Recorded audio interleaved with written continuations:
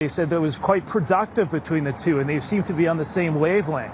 So there could potentially be that support from the top here in the state to now get the law enforcement out here to help these federal agents that are also in the state trying to do their job. So that could be all part of this conversation that's going on behind closed doors. They should have been a part of it the entire time, to not only keep the citizens safe, but also their fellow law enforcement officers that are just trying to do their job and doing their job well, braving those temperatures. John Glasgow joining us live from the streets there in Minnesota. Thank you so much, John. Appreciate it. I want to get you over, if we can, now to Congressman Rich McCormick. He's joining us now. Good to see you. He serves on the House Foreign Affairs Committee as well as the House Armed Services Committee. When you're listening to John's report, I'm just curious if you had a reaction before we move on to now finally seeing Minnesota law enforcement stepping in to assist and noticing that they actually had to get involved with detaining and stopping some of these protests that are getting unruly.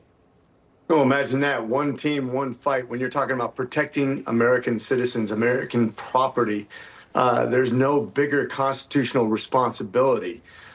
This is absurd that it got to this point, that we weren't working together. When you're talking about still sanctuary cities in Minnesota that are not allowing access to their jails, when the most liberal cities in America are putting people in jail, you know those people are bad people, and not allowing us to get access to them to deport people who are a burden on society. Even those people who are here illegally, who are in those societies, those demographics, are being basically preyed upon by these same people in jail, and they won't even allow us access to those people. That is the extreme of the extreme, and it needs to be dealt with.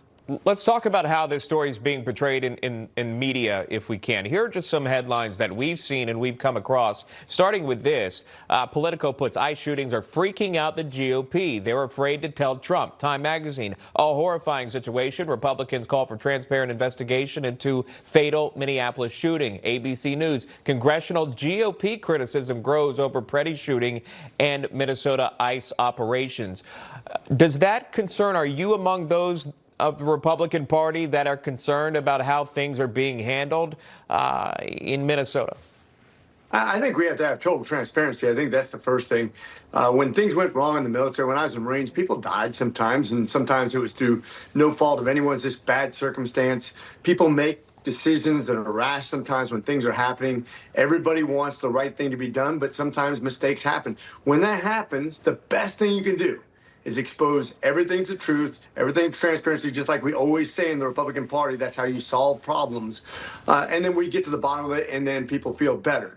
The worst thing you can do is encourage people to actually get in the way of law enforcement from doing their job, especially if you're armed. People are going to be very skittish. This is going to this is going to be a review from both sides, I think, but the rhetoric needs to be toned down. I keep on saying that over and over again. When you're talking about people encouraging people to bring guns and confront police officers, being violent, destroying property, that's never a good idea.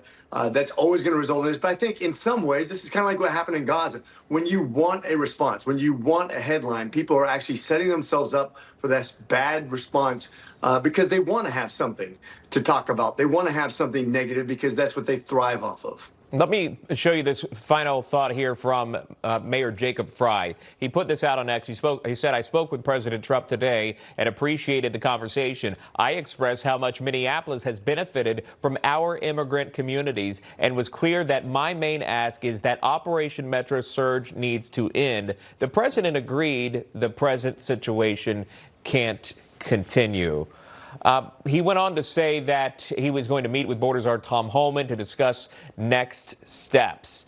Are you encouraged by the president seemingly working with the mayor, working with Governor Walz, remembering that these two didn't want to work with President Trump in the beginning days? They spoke out against President Trump and then spoke, again, dangerous rhetoric, comparing this administration to Nazis, to the Gestapo, and now they've come to speak with President Trump. Do you believe the president has remained steadfast in how he's handled this situation from start to finish? He has, and I tell you, one of the things that's his superpower is he talks to everybody. He's the most accessible president ever. Look at the number of media hits he does per day, the number of people he talks to. He reaches out and touches representatives from both sides. The guy is incredible, and when he talks to people one-on-one, everybody seems to come away better off for it, with a better understanding what his objectives are. And actually, he listens, and people don't give him credit for that. But you can see the response of both the governor and mayors has been very positive, and that's a good relationship in the building. All right, Congressman Rich McCormick joining us here on National Report. Congressman, thank you. Great to see you. My pleasure. Semper Fi. Thank you. President Trump is threatening to impose a 100% tariff on goods imported from